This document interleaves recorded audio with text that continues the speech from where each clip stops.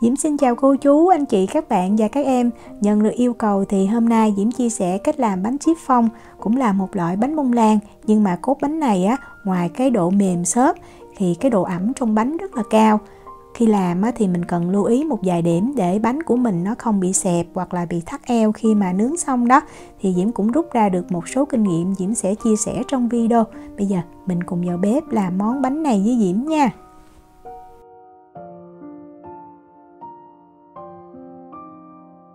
Khuôn để nướng bánh này thì mình sử dụng khuôn không có chất chống dính và là khuôn đế rời đó, để khi mà nướng chín xong mình sẽ dễ dàng lấy bánh ra.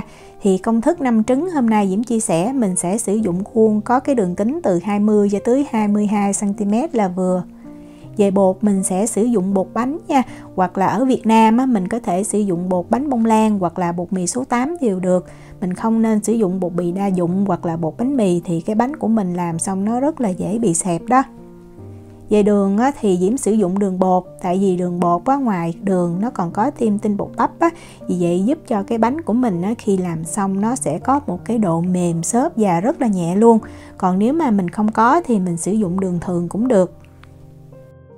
Về trứng gà thì Diễm sử dụng trứng Diễm cân mỗi trứng luôn vỏ nó từ khoảng 62 cho tới 65 gram. Mình có thể sử dụng trứng lấy ngay từ trong tủ lạnh ra, hoặc là trứng để ở ngoài nhiệt độ phòng đều được. Trứng mình sẽ tách lòng đỏ với lòng trắng ra riêng. Công thức này thì mình sử dụng 5 trứng ha. Diễm tách 5 cái lòng đỏ nè và 5 cái lòng trắng để đây. Lòng đỏ mình sẽ cho vào 60 gram sữa tươi. Cái này là sữa tươi không đường nha. Mình dùng cái phới lòng mình đánh cho sữa với lại lòng đỏ trứng này tan đều với nhau. Sau đó mình cho tiếp vào 60 gram dầu. Và mình cũng dùng cái phới lòng mình khuấy cho dầu nó tan với cái hỗn hợp trứng và sữa. Về bột thì Diễm có lưu ý như vậy. Diễm sẽ quay video này là Diễm sử dụng 100 gram bột ha. Thì cái bột mình dùng 100 gram, lúc mà mình khuấy ra thì nó sẽ đặc. Và mình cũng có thể sử dụng 90 gram luôn. Nếu mà dùng 90 gram bột thì cái cốt bánh của mình mà khi mình nướng chín nó sẽ xốp hơn, nhưng mà nó sẽ khi nướng nó không có mịn cái mặt bánh và nó dễ bị nứt. Thì tí xíu nữa cuối video Diễm sẽ quay ha. Đó, lúc mà mình khuấy xong thì nó sẽ đặc sệt như vậy. Còn nếu mà mình sử dụng 90 gram thì nó loãng hơn nha.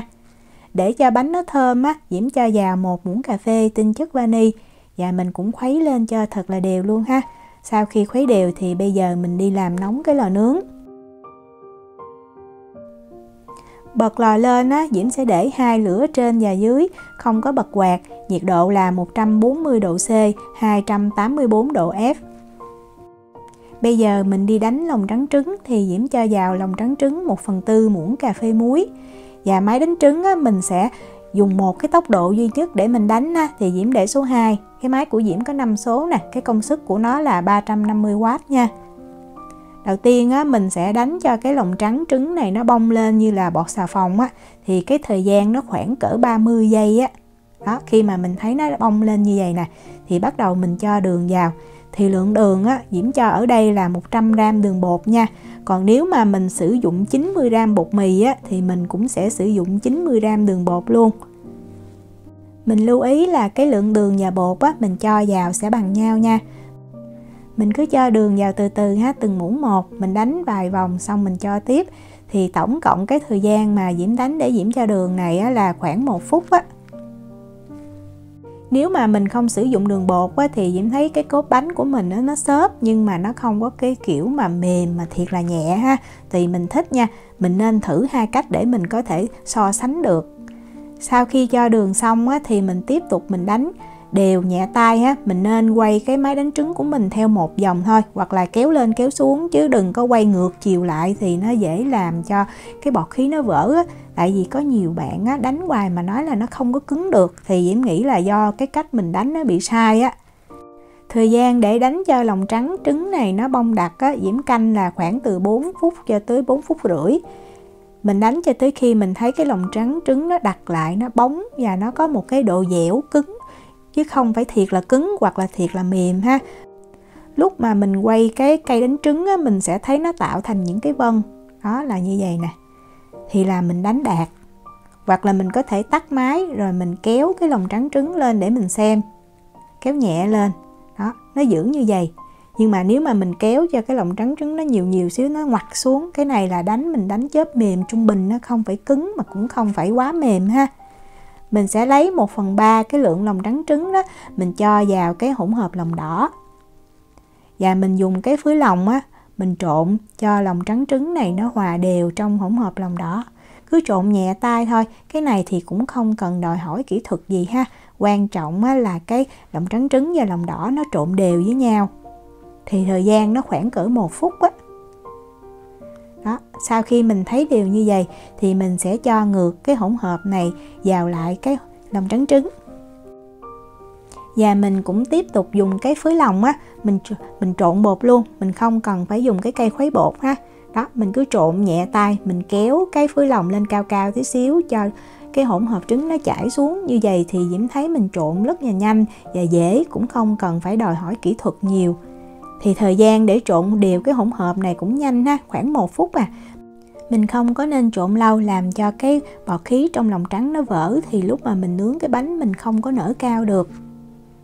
Đó, khi mà mình thấy nó đã đều và nó mịn như vậy nè, nó không quá loãng cũng không quá đặc nha. Thì bây giờ mình cho vào khuôn. Cho bột vào khuôn rồi thì mình sẽ khỏ nhẹ cái khuôn bánh này lên cái mặt phẳng khoảng 3 cái, cho những cái bọt khí to nó vỡ bớt thì cái bánh của mình nó mịn hơn.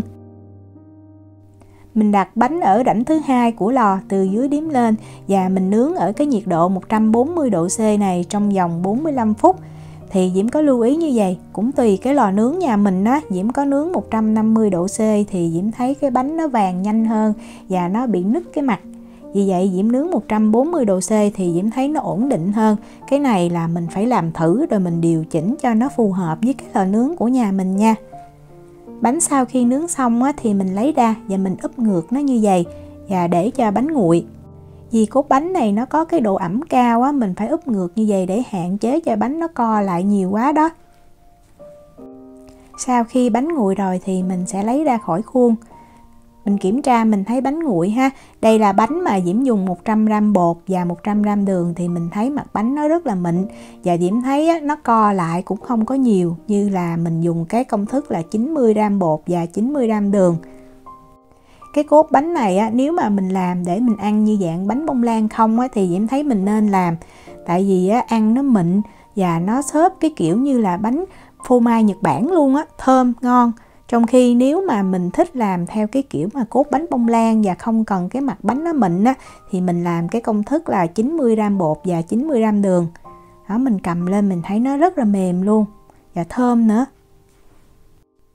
Để Diễm quay gần cái bánh mà lúc mình cắt ra. Đó, bên dưới á, không có bị cháy nè, bên trong thì nó mịn xốp và độ ẩm cao lắm. Cái bánh này khi mà mình cất vào trong tủ lạnh á, nó vẫn không có bị cứng hay khô luôn. Và đây là cái bánh mà Diễm làm cái công thức là 90g bột và 90g đường. Thì cái mặt bánh nó không có được mịn và nó sẽ bị co lại tí xíu. Nhưng mà về cái độ mềm xốp thì Diễm thấy rất là ngon nha. Cái bánh này nếu mà mình làm cái cốt bánh để làm bánh kem á, tuyệt vời luôn. Để làm bánh kem á, thì mình chia bánh ra làm 3 phần bằng nhau. Mình trét một lớp sô-cô-la nè, một lớp kem và mình xếp vài lát dâu lên trên. Không cần phải có cái đuôi bắt bánh hoặc là những cái dụng cụ làm bánh, mình vẫn có thể có được một chiếc bánh kem làm cho sinh nhật ở nhà rất là dễ thương. Diễm chúc cô chú, anh chị, các bạn và các em thành công những món bánh chiffon này nha. Nếu mà có thắc mắc gì thì cứ để lại lời nhắn hoặc là gửi tin nhắn cho Diễm. Diễm cảm ơn sự quan tâm theo dõi video rất là nhiều. Hẹn gặp lại trong những video tiếp theo. Chào tạm biệt.